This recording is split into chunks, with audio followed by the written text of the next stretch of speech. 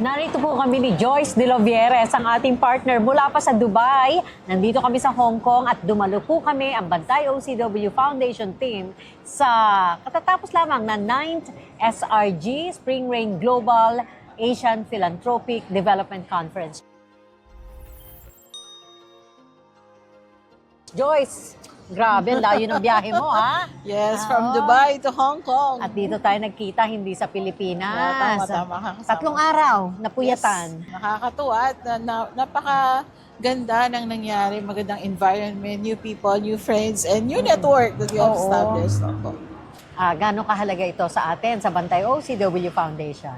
Well, more than anything else, we get to network and tell them about Bantay OCW, no? Na mayroong Bantay OCW na nangangalaga sa mga OFW at mga kababayan natin. And we do global outreach and all these things that make our advocacy known globally. Plus, we get to meet a lot of people with the like-minded advocacies na pwede tayong mag-cross-selling, value sharing, and it enriches us. Yes. Not only as an institution, but as individuals as well. Anong mga takeaways mo? Ay, madami. Madami. Sige nga, mention Madami natin. mga sister. Oo. Para may share naman tayo sa ating mga kababayan. Kasi syempre, hindi lang iuwi namin sa Pilipinas to.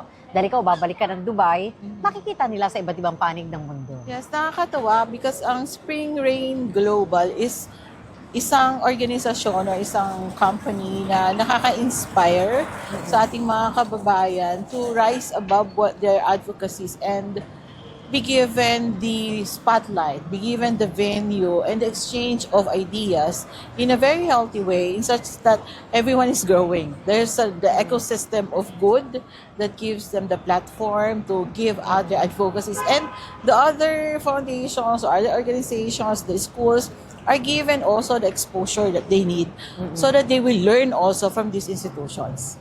At syempre, nag-present din tayo Syempre. ng ating mga ginagawa sa Bantay OCW Foundation. Yes, at natutuwa pa ka na ibahagi natin how OFW has risen from even at the COVID times, no, we were able to pivot into the social enterprise that we have now. That's OFN Media and the OFN Advocacy Cooperative. And that gives us the synergy to work with them and adapt to new styles that COVID and the new environment has given us. Kasi iba rin ang feeling na alam natin na may katuwang tayo, di ba? May mga partners tayo. Yes.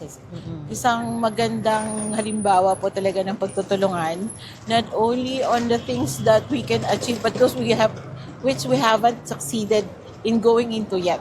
Baga hindi pa natin sila, pangarap pa lang natin, pero may kasama na tayong nangangarap. Oo. And gising, ha? Yes. Gising. Marami kasing nangangarap, tulog pa rin. Yes. It's really interesting to note that we were given the platform and the collective na magsama-sama ang lahat na mai-express kung ano yung talagang Spring Rain Global, and at the same time be able to add value because siyempre Bantay OCW is here para i-share din kung ano yung naaral namin, ano yung nagawa namin at naitulong natin sa buong industriya na kinabibilangan natin. Oo nga, no? Isipin mo, kailangang alalahanin natin yung mga nangyari mula nang sinisimulan ang Bantay OCW program, ang Bantay OCW Foundation, 28 years ago na pala yun. Nakakatuwa nga because the 3-day event that we had, parang nasiso ka. So as a roller coaster of emotions that we were reminded kasi saan ka nag-umpisa, yung struggles natin before, and saan pa tayo patungo, anong pwede pa natin pangarapin because right now there are new challenges, no? Marami tayong kailangan counteract, but mas maganda nga po na nabibigyan tayo ng ganitong platform because meron pa tayong pwedeng gawin.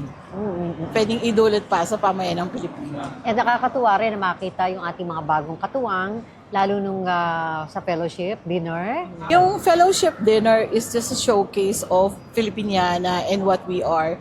And the interesting here is nagsikap talaga na i-present, no? We have the fellowship and sharing of talents as well. Pero yung pag-recognize sa lahat ng philanthropic development offices at na-share nila kung ano yung meron sila na yung pagbabago dun sa institution nila from the time na hindi pa dumadating yung SRG, yung Spring Rain Global, up to now, ano yung mga naitulong sa kanila. And very inspiring na manood yung growth nila.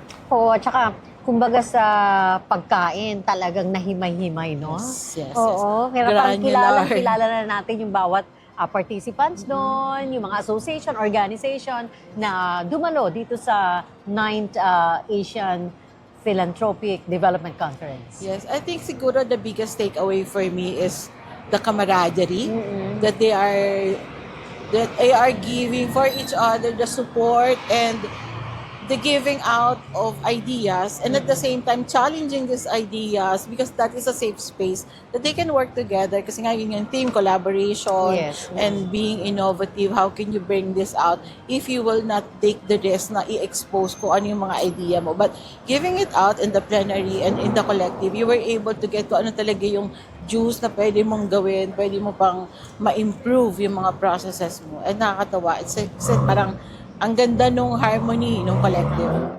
Ano yung gusto mong simulan after nito? Oh, madam. Madami. Sa ating programa, sa Yes, iyo, sa yes, personal, mula sa Dubai. Actually, parang gusto ko ulit na maibaba sa ating mga kababayan. So, global outreach would be good. Plus, extensive exposure, not only on face-to-face, but i-maximize natin yung global presence. Yun sana yung gusto nating mabigay para sa OFN Media, that we can air our episodes extensively sa mga kababayan natin para malaman nila na meron pa rin na pwedeng tumulong sa kanila. O sige, anong gusto mong iwanan sa mga kababayan natin bago mo kami iwanan dito sa Hong Kong? Pauwi na po kasi si Joyce, pabalik siya ng Dubai tonight. Yes, gusto ko lang pong malaman nila na kami po sa Bantay OCW at OFN Media and OFN Cooperative ay patuloy na humahanap ng mga solusyon sa ating mga kailangang gawin at kailangang improve para po mapatuloy namin ang paglilingkod sa pamayanang Pilipino. We are partnering with other institutions, of course with Spring Rain Global, para po mabigyan tayo ng ibang values na pwede nating i-adapt at ma-improve pa because of the experience and expertise that we have here in Bantay OCW. Ma-improve pa natin para magkaroon ng ibang twist, ibang perspective, but then we are all giving out value.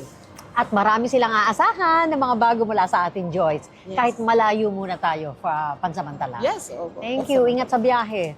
Si Joyce De Lovieres, mga kabayan, ang ating partner mula po sa Dubai, nagtungo dito sa Hong Kong at dumalo kami ang Bantay OCW Foundation sa paanyaya ng Spring Rain Global. Thank you very much, Dr. Glenda Miro Antonio, ang kanilang Pangulo, founder and syempre pong nagpasimuno, ang organizer nitong ikasyam na Asian Philanthropic Development Conference. And next year, saan sila papunta?